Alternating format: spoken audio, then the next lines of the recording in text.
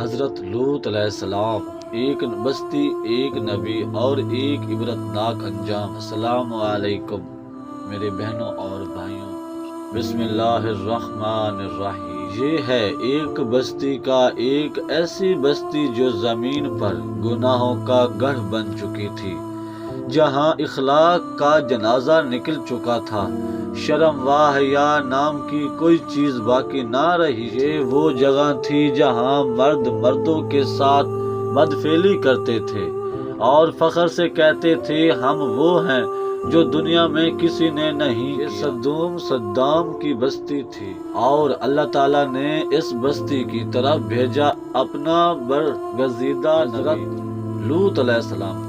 حضرت لوط علیہ السلام کی پکار، وہ نرم لہجے میں اپنی قوم کو پکارتے، سمجھاتے، روتے، گڑ گڑاتے، اے میری قوم، اللہ سے ڈرو، میں تمہارے لیے امانت دار نبی ہوں۔ عورتوں کو چھوڑ کر مردوں کے پاس جانا فطرت کے خلاف ہے، اللہ کے عذاب سے ڈرو۔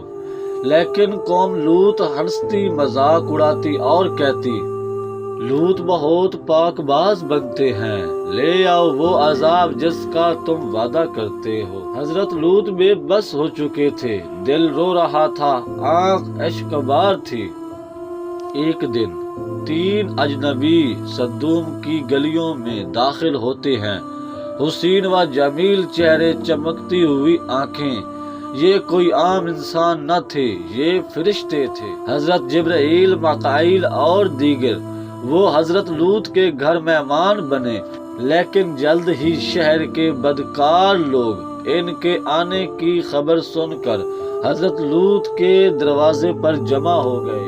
وہ حضرت لوط کے گھر مہمان بنے، لیکن جلد ہی شہر کے بدکار لوگ ان کے آنے کی خبر سن حضرت لوط کے دروازے پر جمع ہو گئے۔ آوازیں گونجنے لگی، لوط، ان نوجوانوں کو ہمارے حوالے کرو۔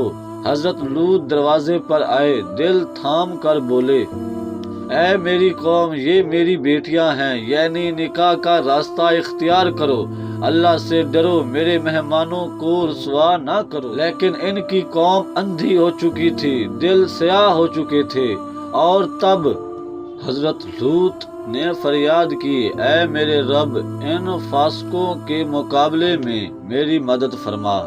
فرشتے بولے، اے لوط، ہم تمہارے رب کے بھیجے ہوئے ہیں، یہ تمہیں نقصان نہیں پہنچا سکیں گے۔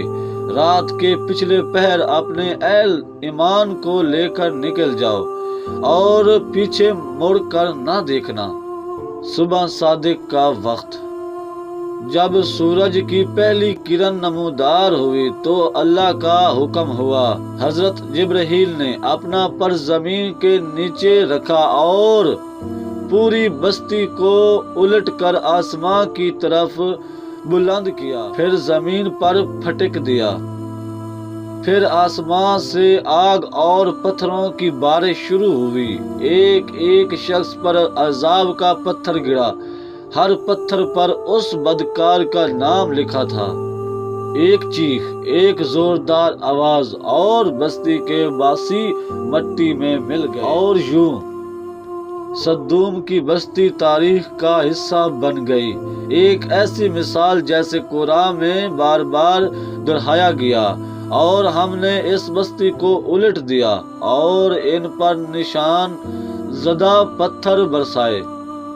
اختتامیہ، حضرت لوط علیہ السلام بچا لیے گئے، ان کی بیوی جو قوم کا ساتھ دیتی تھی ہلاک ہو گئی، اور رہ گئی ایک عبرت کی داستان۔ انسان جب گناہ پر فخر ہونے لگے، جب برائی کو حق سمجھا جائے تو پھر اللہ کا عذاب دور نہیں ہوتا۔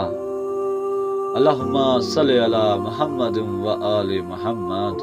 یہ ایک ایسی ویڈیو تھی جو حضرت لوط علیہ السلام پر مختصر بنائی گئی ہے، اور آگے آپ میرے بہنوں اور بھائیوں کو پسند آئے گی تو ہم ضرور آگے بھی انشاءاللہ بیان کریں گے نبیوں پر۔ جزاک اللہ۔